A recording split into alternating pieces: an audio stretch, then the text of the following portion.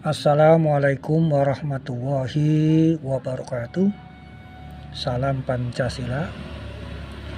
Sahabat-sahabat keselamatan mahasiswa-mahasiswiku yang saya hormati, yang saya cintai dan saya banggakan. Di sini saya akan mengulas sedikit tentang hazard identification, risk assessment, determining control, atau biasa disebut HIRAC DC, Hotel India Romeo Alpha Delta Charlie. Sahabat-sahabat keselamatan mahasiswa-mahasiswiku yang saya hormati, yang pertama nanti kita akan bahas tentang definisi.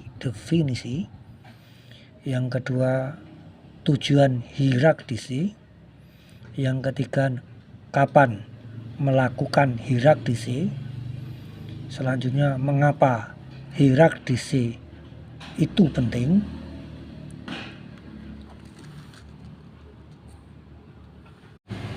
Masuk kepada definisi. Definisi pertama, bahaya atau hazard. Hazard atau bahaya adalah sesuatu atau sumber atau situasi yang berpotensi menimbulkan cedera atau kerugian manusia, proses, properti, dan lingkungan. Hazard ada faktornya, faktor internal yang menjadi konsekuensi. Yang pertama, konsekuensi adalah hazard dikalikan ekspor. Ekspor adalah konsentrasi kali lama pemanjaan. Tidak akan terjadi risiko jika tidak ada pemanjaan. Definisi yang kedua adalah risiko atau risk. Yang dimaksud di sini adalah kesempatan untuk terjadinya cedera atau kerugian dari suatu bahaya atau kombinasi dari kemungkinan dan akibat resiko. Resiko mempunyai dua dimensi atau parameter, yaitu probabilitas atau likelihood atau frekuensi dan konsekuensi atau terkenal dengan severity. Resiko terjadi adalah jika probability berlangsung selama konsekuensi. Risiko adalah probability, hazard, konsentrasi, dan lama pengerjaan. Selanjutnya, definisi analisa risiko atau risk analysis adalah kegiatan analisa suatu risiko dengan cara menentukan besarnya kemungkinan, probability, dan tingkat keparahan dari akibat suatu risiko. Penilaian risiko atau risk assessment adalah penilaian suatu risiko dengan cara membandingkannya terhadap tingkat atau karena risiko yang telah ditetapkan. Definisi selanjutnya mengenai manajemen risiko.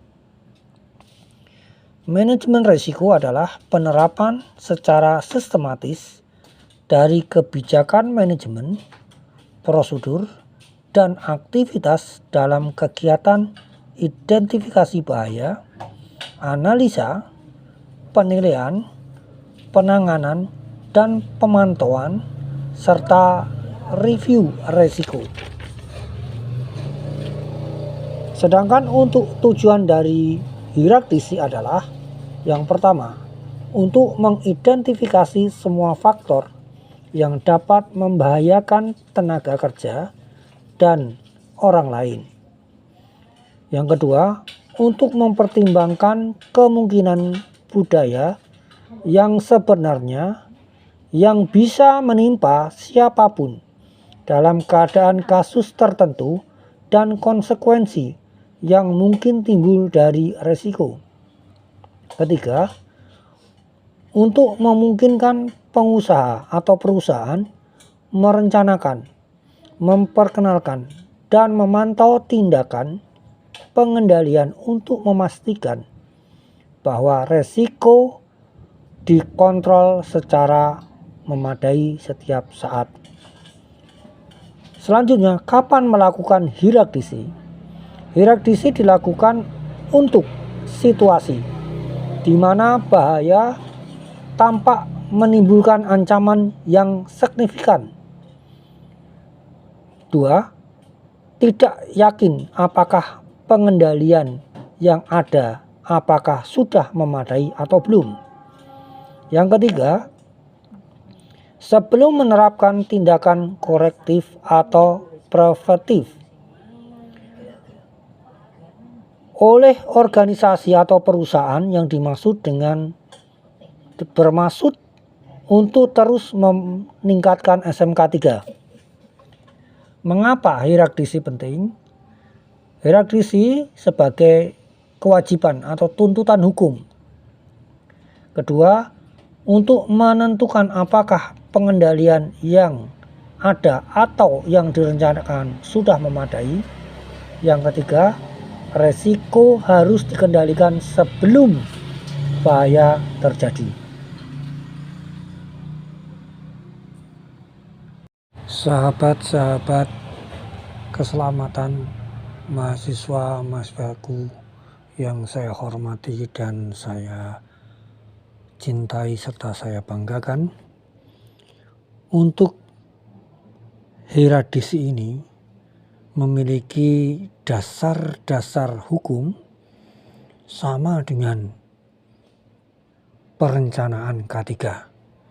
Namun lebih dititik beratkan kepada dasar hukum pada PP nomor 50 tahun 2012.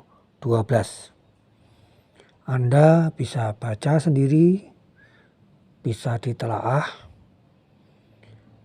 Demikian yang bisa saya sampaikan sebagai pengantar mata kuliah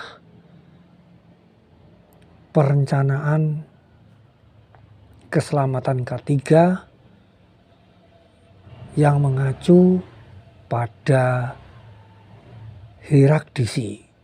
Terima kasih atas perhatiannya. Wassalamualaikum warahmatullahi wabarakatuh.